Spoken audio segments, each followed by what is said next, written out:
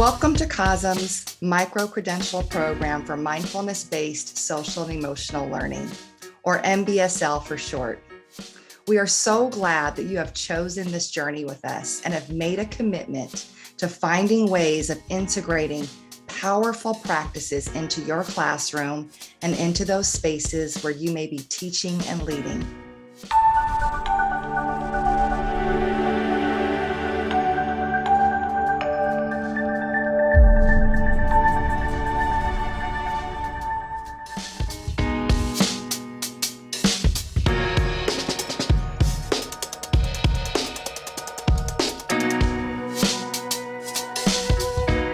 I am Toby Scruggs-Hussein.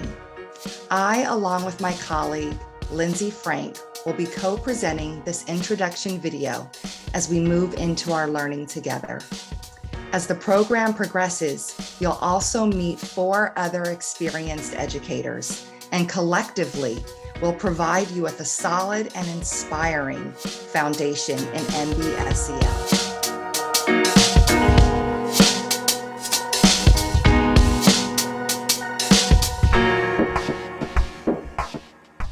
So as we get started, I'd invite you actually to take a moment and set an intention.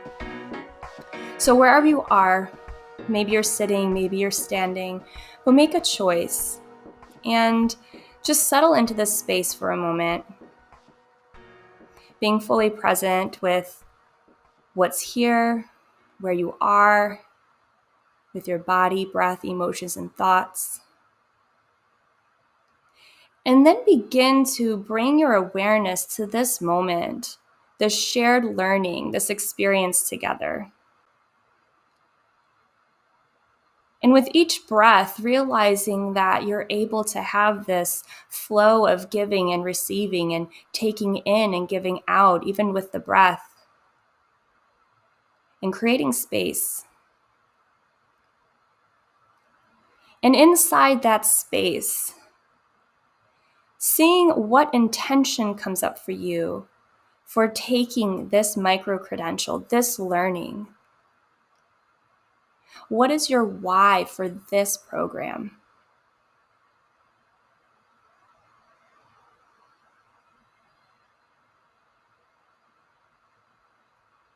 And as that thought comes up, and if something is not there just yet, let that be the opportunity of open possibilities if you're not sure. And go ahead and take 3 more breaths on your own, just fully integrating that intention. And checking back in with your body, breath, emotions, and thoughts, just how setting that intention maybe has changed even this moment for your why. And as you're ready, after that breath, begin to welcome yourself back into this space. Maybe it's looking around. Maybe it's adding a little bit of movement as we enter back into our learning. And I invite you, if you have a journal or your notes, write down that intention, write down that reason why, and let that be your ground for the rest of this program. We have 3 key objectives for this learning module. The first is that you will be able to define MBSEL, mindfulness-based social emotional learning. The second objective is that you'll be able to identify the common misconceptions that exist both in our educational sector and in society around mindfulness-based social emotional learning. And third, you'll be able to explore how mindfulness helps to achieve the goals of social emotional learning in education. So as we explore the definition of mindfulness-based social emotional learning, it is absolutely critical that we look at the inside-out approach of mindfulness along with the outside-in approach of social emotional learning. Both of these things must be integrated to have maximum impact. With the piece around mindfulness, that is around self. That is that inside out. And when we look at the self, the inner work of mindfulness-based SEL, we can see that on this castle wheel, the collaborative for academic, social, and emotional learning, there are 5 key areas. Yet the top 2 areas of the wheel that you see in bright orange are around self-awareness and self-management or self-regulation. Both of those things have to do with self. In order to have the 3 other areas of the castle wheel that are focused on the outside in, those are more external. That's relationship skills, social awareness, and responsible decision-making. All are also inclusive of equity and inclusion. So when we look at the integration and impact of these 2 areas, it's important that we have the inner work of mindfulness with the outside work of social and emotional learning. That smooth blend and integration lends itself to be the expression of walking our talk with mindfulness-based social emotional learning.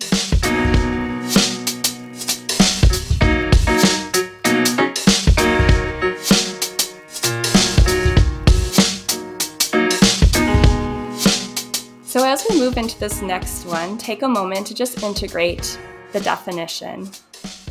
And also in your notes, maybe if there's any keyword or creating your own why and definition within MBSEL. Taking just that time to write it down. And as you place your pencil or pen down, inviting that breath to enter and then release to create space for here with our misconceptions. So we will explore these misconceptions here, and it's just something to be aware of. Again, whether for you, maybe these might be misconceptions you may have and you're looking for more understanding, or maybe they might be misconceptions with people who you're working with or families or anyone else in our learning community. So the first one is sometimes people think that mindfulness is kind of this Band-Aid or fix-it approach. And really, this is like when you might see programs that have mindfulness as a response to when negative behavior choices have occurred. Now, that may be a wonderful approach and great alternative, but when that's the only way to access mindfulness or SEL, that's when that misconception surfaces. So really, what should be happening here is that students are learning this throughout their day when they're in the right learning mindset and space, so that when situations may happen, they have those skills and can have those skills reinforced. Our next misconception is how mindfulness and SEL sometimes are viewed as that extra, that they're not a quality subject, when really this is necessary and integrated into the instructional content. It's not just SEL time or mindfulness time. And sometimes we need those designated times, but again, it's when it's only separated. We need those times to be able to learn those skills, but then we have to integrate it into all that we do and practice it and embed it. Next is thinking that only specialized personnel can actually support into the development of social and emotional skills. Absolutely, we have professionals that have amazing training and skill sets, and they're great partners with us.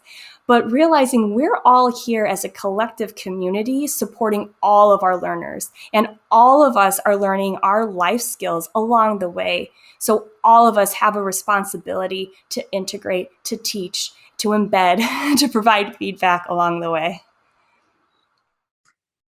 Another misconception is that mindfulness has a hidden agenda that is non-secular. Couldn't be further from the truth. Mindfulness is not a hidden agenda. Mindfulness is simply the practice of engaging in your own inner work that supports you in being non-judgmental, supports you in exercising curiosity, supports you in having greater self-awareness. It is the practice in and of itself.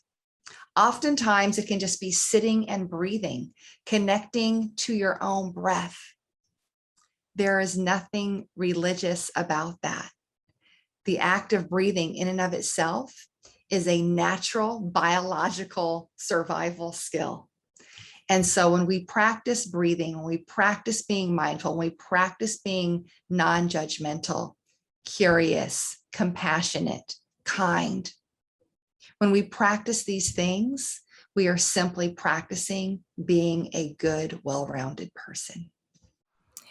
Our next one here is that sharing mindfulness with students is disconnected from personal practice. This, you will find throughout our course, is so important to realize that we need to have our personal practice. When we experience any of the practices or mindset within being fully present, then we can truly share that with our students, with our learners, with anybody in our learning space. We are those space keepers, and we need to have that embodied practice ourselves. It's important that we have our own personal mindfulness practice that we do on our own, in a sense, readying ourselves and embodying this work so that students can see for themselves through their interactions with us how powerful mindfulness can be on an independent level. It is something that we can practice independently to then practice collectively. So we should be encouraging students as well to how they can support having their own practice. How do they practice this without us? That's when mindfulness becomes an empowerment model, when we teach students how to practice mindfulness on their own. And finally, the misconception, thinking that mindfulness is a one-size-fits-all with the goal of feeling calm or more at ease. First and foremost, mindfulness is not a one-size-fits-all. There are different ways to practice mindfulness. There are different entry points for people. And it's so important to expose our students to different forms of practicing mindfulness so that they can find the way or the ways that resonate most with them and create a sustainable practice that is unique to their needs and to their personality and to their way of being. Also, the goal of mindfulness is much more than simply feeling calm. The goal of mindfulness can be to have greater curiosity, greater compassion, greater peace, greater equanimity, greater emotional balance. There's so much more to cognitive resilience that mindfulness offers. The gifts of mindfulness are vast, and we encourage you to not only find the different avenues and vehicles of mindfulness for yourself over the course of this journey of micro-credentialing and mindfulness-based SEL, but also to have so many tools in your toolkit that you can offer them to students that they too can find the model, the way, the vehicle, the avenues that support them in their own personal practice. That is what mindfulness-based SEL does. Again, it takes that inner work, that inside out, to bringing the outside in. So how can we engage in this both personally and collectively?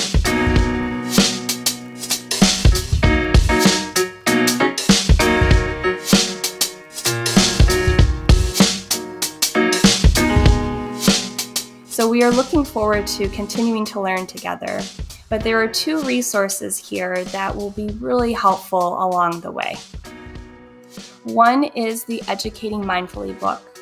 You'll know that probably almost all of us will be referring back to this, but it truly is an incredible resource and guide. It's been referred to as a field guide for mindfulness especially. So this is an essential resource for you. But also there's an article here And this one is from Berkeley. It's linked in your resources, but it is how SEL and mindfulness can work together. So as we conclude this first welcome module, again, maybe bringing yourself back to either sitting or standing, choosing how you want to be in this moment. And I invite you, if you wish, to check in with that intention and maybe see if one has come or maybe something inspired you. So as you're settling into this space, perhaps your eyes may be looking somewhere or open or closed. And just let that be for a moment and check in with that intention. Check in with your why. See how it still resonates with you. And taking 3 collective breaths, connecting all of us together. Taking that breath in and breath out. 1, take a breath in and a breath out. 2, and 1 more breath in and a breath out. 3, returning your breath back to normal, taking a moment to check back in. And as you're ready, maybe your eyes are open if they are closed. Again, looking around the room with a smile and gratitude. Thank you so much for all that you do and all who you are. And on behalf of COSM, we are again just so grateful for you to be here together with us.